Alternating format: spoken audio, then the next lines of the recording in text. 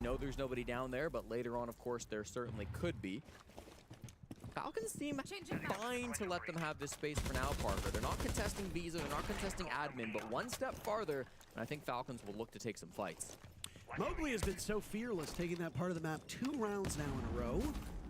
And I mean, for good reason. He's beating just about everything that comes across his screen. Whenever you see stuff like that with the Rotera drone, you have to wonder if that was deliberate or if he actually meant to make it onto that lip. If he was not intending for it to go on the first floor, then things will get tricky, but we'd have to talk to Adrian after the fact. Fire will soon run out in the vending hall, which will allow some of the top floor players to make their move through the top. That's why Savage is now rotating up through Spiral, hoping to be a distraction, but everybody from Falcons terrified of what they hear. They are falling off at speed, Parker. A great cross. Breeday will have his revenge, as it was Savage who kept him so busy in the post plant before. Final minute of this round, and they toy with Leaky Fact, but he is just so strong in that position. Adrian having trouble hitting his marks in several ways. Do they know that there's a second player inside of that position? I don't believe so. Still tucked in, still waiting ever so patiently. This could be a rude awakening as Breeday emerges and tears through this team. The man of the hour, the top fragger on the squad, Joom, the only player to have broken 100 kills before the first map, has been played today, as Mowgli has now broken that title with his 8 kills. We'll have to do it all. A 1v3 for Joom. He's been terrific, but so have the Falcons across the board. And Shaiko will swing. Joom sits him down, surveying what openings might be there from above. He's been able to isolate Yuzus in this position, but what of Breeday? Super Shorty out, waiting for a play over towards Yellow. He will not get it. A fallback from Yuzus, and he does it with his own secondary shotgun. Falcons equalize. Probably not winnable given how far the defuse kit was for Joom. I think Falcons played that really well. Whilst they did let one player take the fight, Breeday was ages away, so he wasn't really going to be able to get into that gunfight.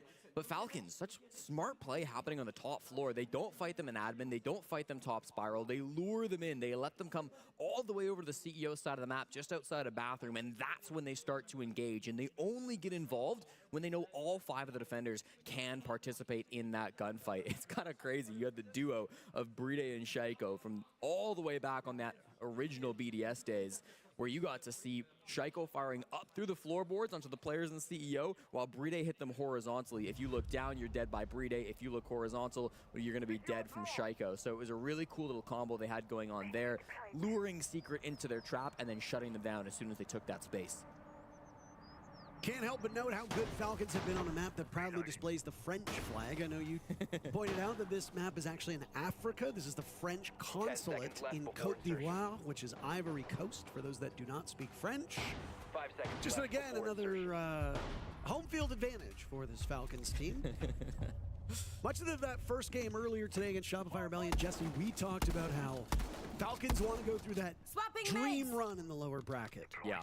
I mean, we say it mostly as a joke. There is some theory behind it because all of these winners as of late have been coming out of the lower bracket, but you never want to be in a position where you are a single loss away from going home, and yet, weirdly, perversely, that has been the case for most teams over the last couple of years.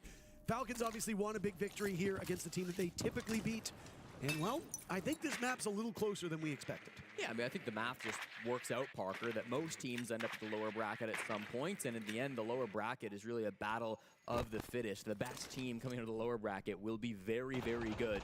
Not to say the upper bracket won't produce a good winner as well, but you've got to go through so much more as a lower bracket team. We start to see the breaching come through now, forces these Visa players back. Savage and the Blackbeard, once again, we're seeing this operator take the space through the map, try to find some way to get that aggression, get that space for the team. It's gone all the way down to server, though, not really choosing to clear through those roamers. Instead, they're headed straight towards the site, maybe not expected by Falcons. Quick one as Savage walks in. There's the drop. They've got the intel now. Shield put away. Noah, the leadoff pick. The Blackbeard is left stranded. Uses the only kill for Falcons at this point. Secret comes out ahead in these blows. More drops as Falcons are actually hitting their marks at this point in time, and they've blown everybody up. Adrian suddenly finds himself alone. How did things go so bad for Secret so quickly? Joom is recoverable, but Adrian needs to pick his battles very wisely. They will have a cut and a cross held. Never mind. Adrian attempts to rotate. He gets punished by the Falcons, and they will take the lead. I think at the last possible moment, they caught on to what was happening. Falcons did. They returned to the bomb site, Parker, and then it's Bride's flank. He ends up going down. I think it's the Visa hatch, where he ends up right behind that push as it's coming through construction. He hits that Nitrocell on the soft construction wall, takes down Noah, makes himself known, gets a final kill at the end there. Some really critical late round kills coming through from Bride, the hard support from Falcons, who oh so often is not hitting the scoreboard in ways that some of the other players on his team often can, but the impact he's having from every single frag today in the Shopify game and this one has been massive. Yeah, and I mean, the timeout's already been called for Team Secret to settle them down. Right? We got to hear Twister try and knock some sense into this team and maybe imbue them with a bit more confidence than they had. And I mean, confidence started to come in spades towards the tail end of that first half, since they've just been trading back and forth. You don't want to be trading at this point in time. You need to start cleaning up these rounds. I think Falcons needed a reminder that they're defending on console here, Jesse. You need to make this map work in your favor. They've done just that in the previous round. While we start the site rotations, once again, the second set of operator bans through the second half have come through, and Secret end up banning the mute in an attempt to turn the tides of the round. There was a mute brought last time they played top floor. That was Liquifax, so he moves over to the Goyo, and another chance to try to slow down the push as it comes on in. But they also won that top floor last time they came to it, so Team Secret should know exactly what they want to do with the bomb slate like this. Again, I was a huge fan of that 3v3 execute that Secret put together with the Sens. It was frankly brilliant. They haven't brought it again, though, so you've got to imagine there's a different idea coming into this round, likely revolving around the smokes that they've got on the Glass, the smokes they've got on the Capitao, and how they're going to see through it. A Shaiko spawn peek is certainly something, and he presses his luck as he works away from the window that, I believe that was Noah's silhouette. Again, still getting used to Thatcher's silhouette with that big cannon on his back that he uses to knock things out. No more Fukin laser sights, as they say it, or he says it rather. Instead, I actually have no idea what he says when he shoots it. I don't usually play with my ears and others coming in. Fair enough. That honestly explains a lot. I also choose to cast with my ears off, so I don't have to hear you. That also will explain a lot. Nobody from Team Secret into the building 60 seconds through this round. It's pretty much writing off an admin side clear, although it is being droned at the moment. They spot a roamer down below. That's Liquifac. Not the same that we saw going for the spawn peak, of course, was Shaiko in towards Piano. LiquiFact finds his way back up the Visa stairs, though. So for all this time that they've spent Secret outside the building, droning the middle floor, looking for one of these roamers, they haven't come away with much. It's going to start putting some pressure on this plant. If it starts going down 5v5, it is going to get messy for the attackers. They're starting to take care of those volcanic canisters. As you saw those nades go in, LeakyFact have placed them in positions where you typically will want to walk the diffuser. In that default plant spot by the window is the main one. That was where the nade had gone. Brede looking for a bit more success in denying the plant this time, though it didn't fall on his shoulders before.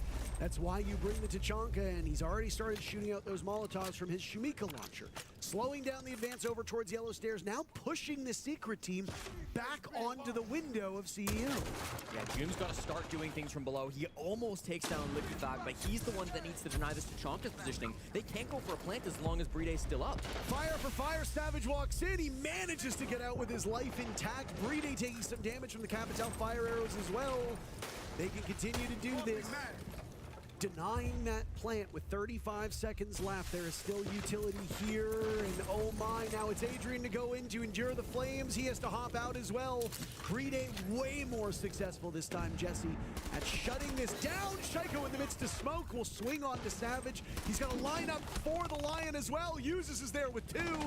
All the kills for Falcons coming from 2 individuals. Joom down below. And it's those same 2 yet again. Shaiko sealing the deal on this round, sending Falcons to map point on their own map. And they're playing mind games with them, Parker. Falcons, they showed themselves 2 different players on that mid floor in the first 60 seconds. They showed Shaiko, they showed LiquiFact. And then immediately, once those players got droned out, once they were found, they rotate back up the bottom from the bottom floor. What does that mean? Well, that means Joom, the buck below the bomb site, is spending the entire round terrified of getting flanked, so cautious about what's coming his way. He never gets flanked, he never gets pushed, he never gets pressured, but he also never does his job. He's not able to force the Warden out from CEO, he's not able to force Brede out from his position, and then a plant at that point is just impossible. Nobody stops Usus from stepping up and making this play just because the pressure from the buck down below, he's opened almost none of the floorboards, and he hasn't been able to maintain that position. And if you look at that round, you're going to give a lot of credit to Usus in particular for shutting down those swings through the window into your main plant spot. But really, it's frankly Brede who prolonged that fight. Yeah, I agree. He started shooting out those Molotovs with a minute to go. How many times did players from Secret get in that window, take damage, and get out? Almost dead. First it was Adrian, I believe it was Mowgli in the previous round, who also found themselves in that position. Maybe it was Noah, but he was able to play in impunity. The reason why you put a buck down there is exactly what you said. You want to make life uncomfortable for those defenders, to shove them out of position so that you can get in and take map control. Joom wasn't able to do it, and because of that, the planters and the entire cavalry that was sent in by Team Secret were unsuccessful at their job, and it made Usus look like a superstar getting all those cleanup kills, but honestly, Brede deserves the lion's share of credit. Looking to lock down Consulate for the second time today. 6-4 lead. Falcons just need one of the next 2 defensive rounds. This push is going to come in through admin. They want to clear the whole map. LiquiFact's very close here, just inside of the left room. Falls back to the vending hallway. He's got Solotov with him, so the 2 roam combo of Falcons' aggressive players are trying to make something happen up there. Worried about a Visa push as well with LiquiFact at the bottom of the Visa stairs. Secret take a moment to drone. LeakyFact does not want to follow up on this intel. At this point in time, the intel is no longer relevant. He's waiting for the all clear. I don't know if they still have a read on him at this point in time. Joom is fighting all by himself in that area. LeakyFact could really surprise him, and that would be not the first time it's happened for Team Secret. Falcons have had the element of surprise multiple times. Brede, probably most notably, inside of that connecting room from top yellow into CEO. Solotov now in a world of hurt, taking some serious damage. Savage getting hurt as well. LeakyFact still biding his time. Down goes Noah. We didn't even think he was involved in the action. And Brede shuts him down with a Nitro Cell. 90 seconds gone, almost a full 2 minutes, and they've not got a lot of space, Parker. They need to get kills now. There's Mowgli for the first on to Brede, but they still don't know what LiquiFact. Oh, they do! Mowgli turning around and shredding EFAC in his position. Solotov eliminates Joom. Joom was living on borrowed time, it seemed. fighting against players that since had moved on. Soliton has switched drones, or rather robots. Bot on bot, as Shopify Rebellion referred to the at Scopos earlier on. All 6 players live on the server have